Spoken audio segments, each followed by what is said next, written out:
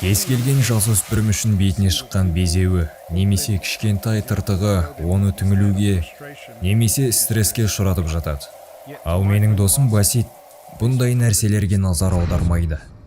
Ол ибиға шалдыққан. Ген арқылы берілетін бұл ауруға шалдыққан адамның терісіне еріксіз түрде күлдіреулер мен жаралар пайда болады. Бұл жарақаттар баяу жазылатын болғандықтан, ол денесіндегі жараларын қаптап қоюға мәжбүр. Мені осы ауруыма байланысты адамдар көбелек бала деп атайды. Себебі жаралар бүкіл жерімде бар. Оларды маталармен орап қойғандықтан жібек құрты іспеттес көрінемін. Көбелек бала, сабырлықтың көрінісі. Басит сәби кезінен бастап бүгінгі күнге дейін 25 жыл бойы осы аурумен күресіп келуде. Емі табылмаған бұл дертке шалдыққан жандар жан төзгісіз азаппен өмірлерінің соңына дейін күреседі. Бұл тері ауруын қалай сипаттар едің? Бұл ауру бұған шыдау қиын. Себебі менің уақытымның басым көпшілігі қозғалыссыз өтеді. Күнімнің барлығын дерлік төсекте жатумен өткіземін. Мен дұрыстап жүре алмаймын. Адамдардың жүргендерін, жүгіргендерін көріп қызығамын. Мен де өзгелер сияқты жүре алғанымда ғой деп армандаймын. Жерді басып жүру қандай сезімге бөлейтінін білгім келеді. Айтылған нәрселерді есту жүрегімді қаншалықты қынжылтса, ал Баситтің ол аурумен күресуін көру тіпті ауыр болды.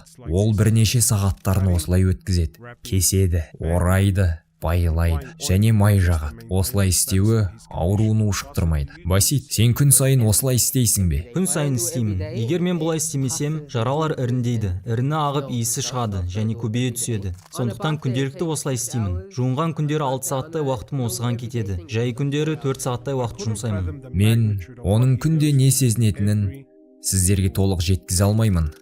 Мен сіздерге бір бөлмеде 7 сағатқа дейін қадалып отырудың, жан төзгісіз ауруды жеңілдетуге тырысудың қалай болатынын түгелдей сипаттай алмаймын. Бұл көрініс Аюб пайғамбардың оқиғасын есіме салды. Алланың сүйікті пайғамбарларының бірі Аюб та кезінде теріге қатысты азапты ауруға шалдыққан.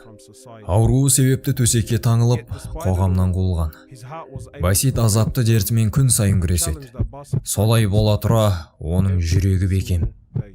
Осы жағдайға қатысты өміріңдегі иманның рөлі қандай? Меніңше, егер иманым болмағанда, шынымен ақиқатты айтатын болсам, шынымды айтсам, егер менің иманым болмаса, өмірім қалай болар еді? Имансыз болсам, өз-өзіме қол жұмсауды әлде қашан жоспарлар едім.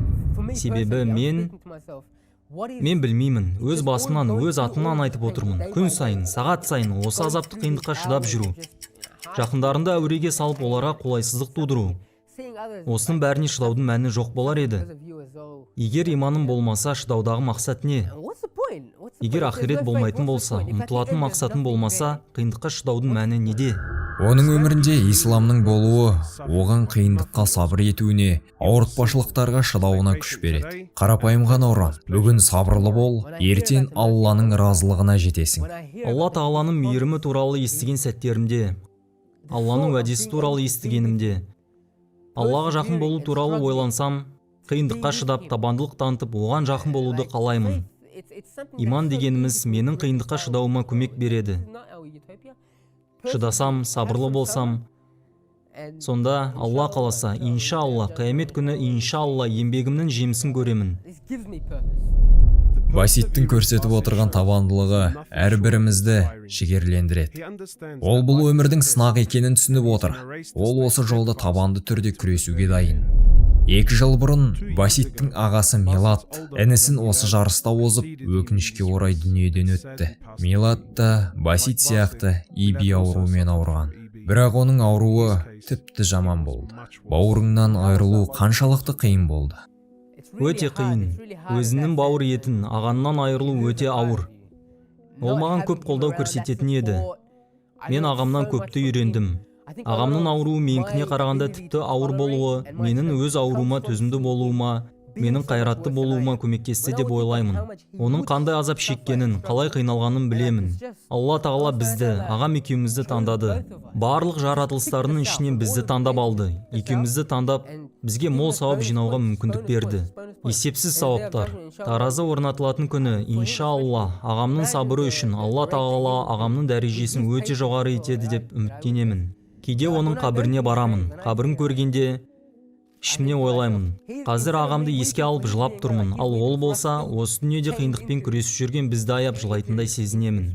Қанша жерден азап шексе де, Басит өте сабырлы. Тек рухани тұрғыдан ғана төзімді емес. Ол сондай-ақ күнделікті шаруаларында да шыдамды. Ол университетті бітірген. Оның көптеген достары бар. Тіпті осыдан бірер жыл бұрын менімен бірге умраға барып келді. Бірақ оның ауруға мойымай табанды болуымен қатар, оның басқа бір құпиясы ескерусіз қалуды. Дін менің өмірімдегі ең басты сүйенішім, және оған қоса менің ата-анам, олардың қолдаулары маған ерекше күш беріп отырады. Әлхамдулилля деймін. Басқа айтарым жоқ. Әлхамдулилля. Осындай әке-шешемнің болғанына. Олардың көмектері орасан зор. Мен еш нәрсеге алаңдамаймын, мүлдем. Менің ауруыма қатысты қиындықтарым, ауруыма қатысты ойлар ғана басымда.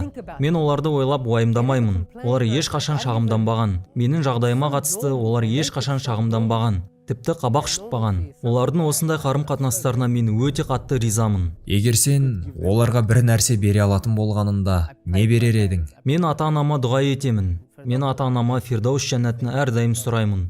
Олардың Фирдауста, олардың жәннатта болғандарын, сол жақта қайта қауышып бірге болғаннан артық еш нәрсені тілемеймін. Жәннатта бірге болуды қалаймын. Менің жүрегім осы ауруға қатысты орныққан.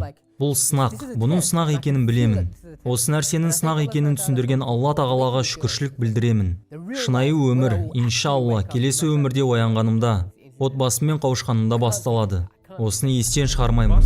Баситтің оқиғасы бүгінгі күнгі төзімділіктің шабыттандыратын мысалы. Біз оның табандылығына қарап сабақ алуымыз керек. Алла тағала Басит бауырымыздың дәрежесін арттырып, есепсіз сауаптар алатындардың қатарынан табылуды жазсын деп тілеймін. الصابرون أجرهم بغير حساب